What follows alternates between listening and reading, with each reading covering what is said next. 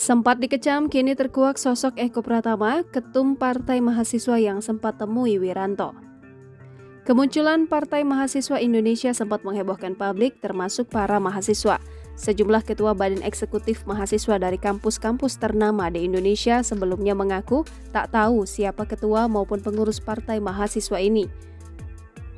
Mereka bahkan mengecam adanya partai mahasiswa yang dianggap ingin mengulangi masa-masa seperti era Orde Baru. Di sisi lain, muncul dugaan berdirinya partai mahasiswa digunakan untuk memecah belah perjuangan mahasiswa yang kini mulai bangkit kembali. Namun kini terkuak siapa sosok di balik partai mahasiswa itu.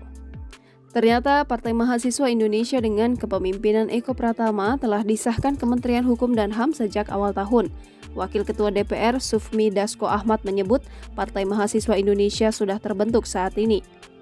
Dasko mengajak partai itu untuk sama-sama berkompetisi untuk memperjuangkan aspirasi masyarakat. Lebih lanjut, Dasko meyakini dengan jumlah mahasiswa yang banyak, Partai Mahasiswa Indonesia dapat merebut kursi untuk memperjuangkan aspirasi anak muda. Lantas siapa sosok Eko Pratama pimpinan Partai Mahasiswa Indonesia? Eko Pratama adalah koordinator Pusat BEM Nusantara yang berkuliah di Universitas Wijaya Kusuma Surabaya atau UKSW. Nama Eko cukup dikenal di sebagian aktivis mahasiswa di Surabaya. Berdasarkan informasi yang berhasil dihimpun tribunvideo.com dari akun Instagram @bemnusofficial, Eko Pratama adalah koordinator Pusat Badan Eksekutif Mahasiswa Nusantara periode 2021-2022. Dikabarkan bahwa BEM Nusantara yang dipimpin Eko Pratama ini bahkan telah menemui Ketua Dewan Pertimbangan Presiden Wiranto pada 8 April lalu.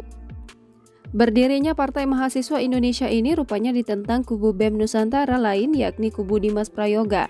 Melalui akun Instagram bemnusantara.id, Sekretaris Pusat BEM Nusantara Ridho Alamsyah menyesalkan dan mengecam munculnya partai yang mengatasnamakan mahasiswa tersebut. Ridho mengatakan Partai Mahasiswa Indonesia merupakan partai siluman. Ia juga mempertanyakan proses terpilihnya Eko Pratama sebagai ketua umum. Menegaskan bahwa BEM Nusantara tidak terlibat dalam Partai Mahasiswa Indonesia. Justru kami sangat mengecam keras oknum yang membentuk partai ini karena kami anggap ini adalah partai siluman yang tiba-tiba lahir dan mengatasnamakan mahasiswa.